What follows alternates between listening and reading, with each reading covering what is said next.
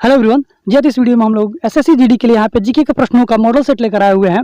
यदि आपकी तैयारी अच्छी है तो इसको मॉक टेस्ट के रूप में दीजिएगा और इन टॉपिकों को आप ध्यान से स्टडी कीजिएगा। यहाँ से प्रश्न आपको देखने को मिलेंगे। तो चलिए शुरू करते हैं इस वीडियो को बिना किसी देरी के। जी हाँ, देखिए आपके सामने यहाँ पहला प्रश्न पूछा गया है।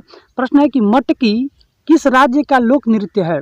बताना आपको ये है कि मटकी जो है किस राज्य का लोक नृत्य है। ऑप्शन आपके सामने है असम, मध्य प्रदेश, बिहार या राजस्थान। तो इस प्रश्न का आंसर यदि आपको पता है तो कमेंट कीजिएगा। मैं आपको इसका आंसर बता दूं कि इसका आंसर यहाँ पे आपका मध्य प्रदेश यानी कि ऑप्शन आपका 2 सही हो जाएगा। चलिए अगला प्रश्न देखते हैं जो आपसे पूछा गया है। प्रश्न देखिए यहाँ पे पूछा गया है दूसरा आपसे यहाँ पे कि कौन सी भारत की सबसे पुरानी फुटबॉल प्रतियोगिता है। बताना है कि भारत की सबसे पुरानी फुटबॉल प्रतियोगिता का नाम बताना है। ऑप्शन है federation cup, Durand cup, BC Roy trophy या संतोष ट्रॉफी। तो मैं आपको बता दूं इस प्रश्न का आंसर जो होगा यहाँ पे डुरंड कप हो जाएगा। इसका आंसर सबसे भारत की सबसे प्राचीन यानी कि पुरानी फुटबॉल प्रतियोगिता जो है वो डुरंड कप है। चलिए अगला प्रश्न, आपको पीडीएफ चाहिए तो इसका पीडीएफ मैं नीचे डिस्क्रिप्शन में दे दूंगा, वहाँ से आप डाउनलोड कर सकते हैं। चलिए जी देखिए चौथा प्रश्न से यहाँ पे पूछा गया है कि मोहिनी अट्टम नृत्य में कितने हस्त मुद्राओं का उपयोग किया जाता है जिन्हें हस्त लक्षण दीपिका ग्रंथ से लिया गया है। इसके लिए ऑप्शन दिया है 28, 24, 20 या फिर 18। तो इस प्रश्न का आंसर मैं बता दूं यहाँ पे आंसर आपका 24 यानी कि ऑप्शन 2 सही हो जाएगा। 24 हस्त दीपिकाओं को लिया गया है। चलिए अगला प्रश्न देखते हैं जो पूछा गया है। प्रश्न देखिए आपसे यहाँ पे पूछा गया है। प्रश्न है कि भारतीय एथलीट जो है सोमदेव देववर्मन किस खेल से संबंधित है। आपको बताना है कि सोमदेव वर्मन जो है वो किस खेल से संबंधित है, आपको ये बताना है। तो मैं आपको बता दूं यहाँ के ऑप्शन दिया है table tennis, hockey, lawn tennis या फुटबॉल।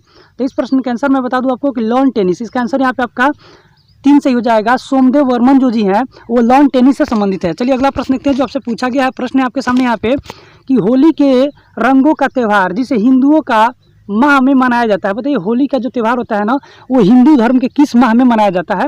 ऑप्शन है अश्विनी, फाल्गुन, चैत्र या कार्तिक। तो आप सभी को पता होगा कि फाल्गुन महीने में मनाया जाता है। तो इसका आंसर यहाँ पे आपका 2 सही हो जाएगा। जी देखिए आठवां प्रश्न से यहाँ पे पूछा गया है कि भारतीय राष्ट्रीय कांग्रेस की प्रथम महिला अध्यक्ष का नाम बताएं। ऑप्शन है आपके पास नेली सेनगुप्त, इंदिरा गांधी, सरोजिनी नायडू या फिर एनी बेसेंट।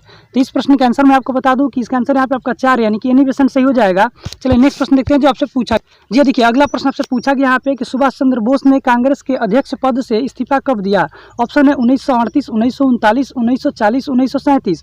तो इस प्रश्न का आंसर मैं बता दूं आपको कि 1939 में इन्होंने कांग्रेस के पद से इस्तीफा दे दिए थे। तो 1939 आपको याद रखना है। ये देखिए अगला प्रश्न आपसे यहाँ पे पूछा गया है कि संविधान के किस अनुच्छेद के तहत एक नागरिक को कोई भी उपजीविका या व्यापार करने का स्वतंत्रता प्राप्त है। इसके लिए यहाँ पे 4 ऑप्शन दिया हुआ है। यदि आप इस प्रश्न का आंसर जानते हैं तो कमेंट जरूर कीजिएगा। इस प्रश्न को मैं आपके ऊपर छोड़ रहा हूँ, कमेंट कीजिएगा जरूर इसका आंसर क्या होगा। जी देखिए यहाँ पे नेक्स्ट प्रश्न आपसे पूछा गया है। प्रश्न थोड़ा टाइपिंग में मिस्टेक हो गया है कि भारतीय संविधान के किस अनुच्छेद को तहत संपत्ति के अधिकार को कानूनी अधिकार के अंतर्गत रखा गया है। उस अनुच्छेद का नाम बताना है। इसमें संपत्ति के अधिकार को हटाकर मौलिक अधिकार से कानूनी अधिकार में रख दिया गया। तो इस प्रश्न का आंसर आपको याद रखना है कि 300A के तहत इसे हटा कर रखा गया। तो इसका आंसर यहाँ पे आपका 4 सही हो जाएगा। जी देखिए अगला प्रश्न आपसे पूछा गया है कि सूर्य पृथ्वी से लगभग कितना दूरी पर स्थित है। ऑप्शन है 50 मिलियन, 20 मिलियन, 150 मिलियन या 100 मिलियन। तो इसका आंसर आपको याद रखना है 150 मिलियन की दूरी पर स्थित है। तो आंसर आपका 3 सही हो जाएगा।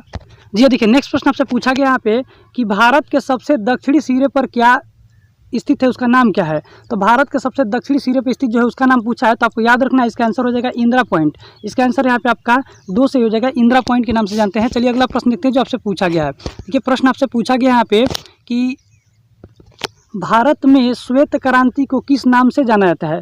तो भारत में जो श्वेत क्रांति है इसको जो है ना यहाँ पे ऑपरेशन मिल्क यानी कि आपको याद रखना है ऑपरेशन मिल्क के नाम से, दूध के नाम से इसको जानते हैं। तो ऑप्शन आपका पहला प्रश्न आपसे पूछा गया है कि सतलुज नदी घाटी जल विद्युत उत्पाद सिंचाई के लिए कौन सा परियोजना बनाई गई है। तो आपको याद रखना है यहाँ पे इसका आंसर जो हो जाएगा यहाँ पे भाखड़ा नागल परियोजना। इसका आंसर यहाँ पे आपका 3 सही हो जाएगा।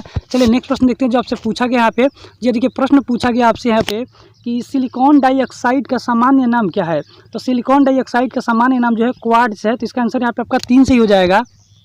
जी देखिए नेक्स्ट प्रश्न आपसे पूछा गया है कि निम्नलिखित में से किसकी जांच के लिए बिरला टेस्ट, देखिए आंसर बिरला टेस्ट किस बीमारी के जांच के लिए किया जाता है। तो आपको याद रखना है यहाँ पे टाइफाइड बुखार के जांच के लिए बिरला टेस्ट का प्रयोग किया जाता है। तो इसका आंसर यहाँ पे 1 सही हो जाएगा। अगला प्रश्न देखते ये देखिए नेक्स्ट प्रश्न आपसे पूछा गया है कि हाल ही में किस क्रिकेट टीम ने वर्ल्ड टेस्ट चैंपियनशिप 2023 का खिताब जीता है। देखिए टेस्ट मैच का वर्ल्ड जो टेस्ट मैच हो रहा था उसका चैंपियनशिप 2023 में किसने जीता था, तो आपको याद रखना है ऑस्ट्रेलिया ने जीता था। तो इसका आंसर यहाँ पे आपका 3 से हो जाएगा। जी देखिए इस वीडियो का आखिरी प्रश्न पूछा है कि संघाई सहयोग संगठन एससीओ का 9वां अस्थायी सदस्य देश कौन बना है। तो आपको याद रखना है एससीओ में 9वां जो सदस्य स्थायी सदस्य बना है उस देश का नाम है यहाँ पे ईरान। तो इसका आंसर यहाँ पे आपका 2 सही हो जाएगा।